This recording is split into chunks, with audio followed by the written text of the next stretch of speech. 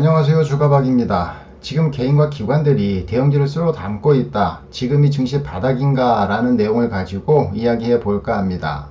우선 미 증시 차트를 먼저 보시면요, 2007년에 서브프라임 모기지 사태로 인해서 증시가 한 차례 빠지는 모습을 보였고요. 그 다음에 2008년 9월 14일날 리먼 브라더스가 파산을 하면서 급락하는 모습을 보였습니다. 그러면서 고점 대비 저점까지 마이너스 56% 정도 하락하는 모습을 보였고요. 또 최근에 하락한 모습을 보시면 2018년에 미중 무역 전쟁으로 인해서 또 한 차례 급락하는 모습을 보였는데요. 이때는 마이너스 19% 정도 하락하는 모습을 보였습니다. 그리고 나서 2020년 2월 들어서 코로나19로 인해 증시가 급락하는 모습을 보이고 있는데요.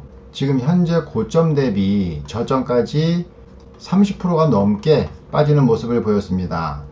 그래서 S&P 500 지수가 2350포인트에서 반등하는 모습을 좀 보이고 있는데요. 코로나19가 진정되지 않는 한 이 저점은 충분히 더 깨질 수 있다라고 봅니다. 그럼 그 다음 지지 라인을 한번 살펴보셔야 되는데요. 그 다음 지지 라인은 2015년 저항을 받았었고 2016년에 지지를 받았었던 이 가격대가 2100포인트입니다. 그래서 현재 2350포인트 대비 2100포인트까지는 한 마이너스 10%의 갭을 가지고 있는데요. 지금 이 마이너스 10%까지 추가적으로 더 하락이 나오지 않을까 라는 생각이 들고요. 자, 국내 증시도 보시면은요, 그 전에 1600이나 1680포인트가 무너지면 어디까지 하락할지 모른다 라고 말씀을 드렸는데요. 굳이 국내 증시에서도 지지라인을 찾는다면 이렇게 상승 중에 저항을 받았던 자리, 그 다음에 또 지지받았던 자리, 이 자리가 1380포인트입니다. 현재 주가 대비해서 1380포인트까지는 마이너스 10%가 열려 있고요. 조금 아까 미 증시에서도 보시면 그 다음 지지라인까지 10% 정도 열려 있다라고 말씀을 드렸죠. 그래서 국내 증시도 1380포인트까지는 일단 10% 정도 남아 있다라고 보시면 될 것 같고요.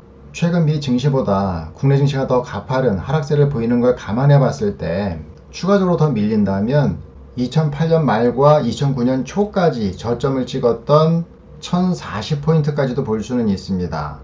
그러면 현재 가격대 대비해서 1040포인트면 마이너스 30%까지 열려 있는데요. 사실 최근 하락세를 보면 하루에도 마이너스 10%씩 빼는 증시다 보니까 마이너스 30까지도 충분히 더 내려올 수 있지 않을까라는 생각이 듭니다.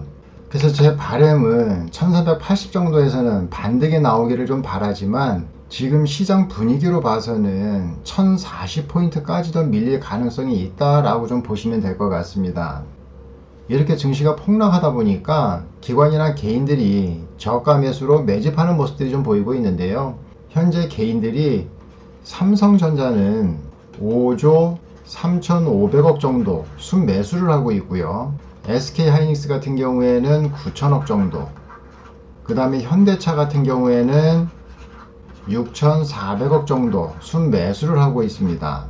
그러면 우리는 지금이 증시의 바닥인지 한번 생각해 봐야 하는데요. 그러기 전에 몇 가지 살펴볼 내용들이 좀 있습니다. 우선 고객 예탁금을 한번 보셔야 되는데요.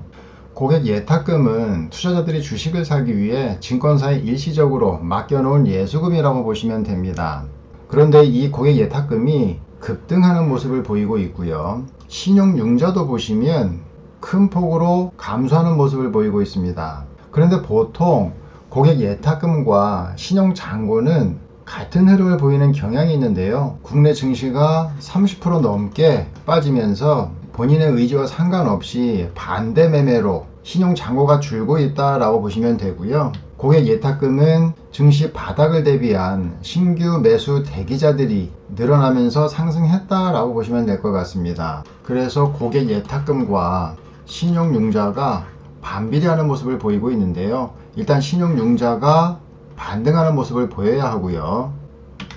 그리고 또 보셔야 하는 게 주식형 수익증권하고요, 채권형 수익증권이 있습니다. 화랑장에서는 위험자산에 투자하는 경향이 많아서 주식형 수익증권이 증가세를 보이고요, 안전형인 채권형 수익증권은 감소세를 보입니다. 그리고 불황에서는 위험자산이 줄고 안전자산이 늘어나는 경향을 보이는데요.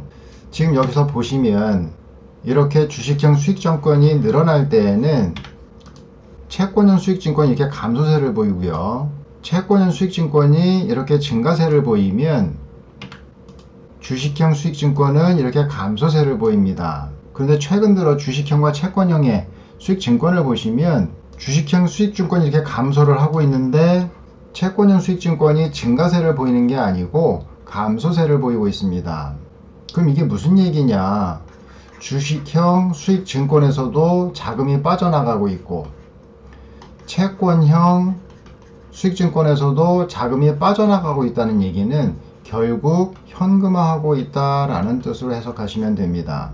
원래는 채권에서 빠져나간 자금이 주식형으로 들어가야 되고 주식형에서 빠져나온 자금은 채권형으로 유입되는 경향이 있는데요. 주식형과 채권형이 동시에 감소하고 있다는 얘기는 결국 자금이 현금화되고 있다라고 보시면 될 것 같습니다. 그래서 이렇게 자금이 빠져나가고 있는 상황에서 아직 증시의 바닥을 논하기는 좀 이르고요. 상품 시장도 잠깐 보시면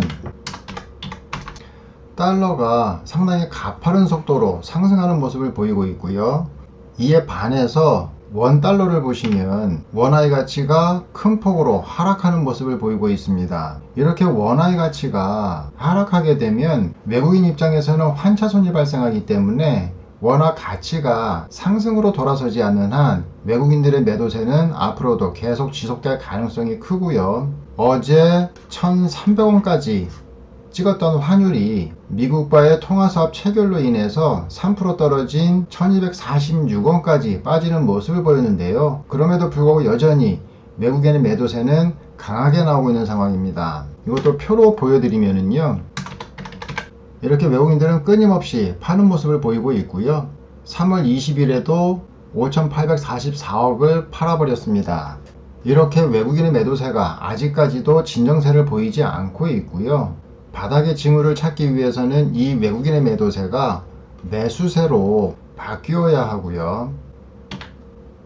자, 여기 금도 보시면 경기가 안 좋을 땐 위험 자산에서 빠져나온 자금들이 안전자산으로 몰리는 경향이 있기 때문에 금값이 상승하는 경향이 있습니다. 그런데 전체적으로 시장 분위기가 안 좋은데도 불구하고 금값이 하락하고 있는 모습은 위험자산이든 안전자산이든 투자자들이 매력 포인트를 잃고 있다라고 보시면 될 것 같고요. 마지막으로 유가도 한번 보시면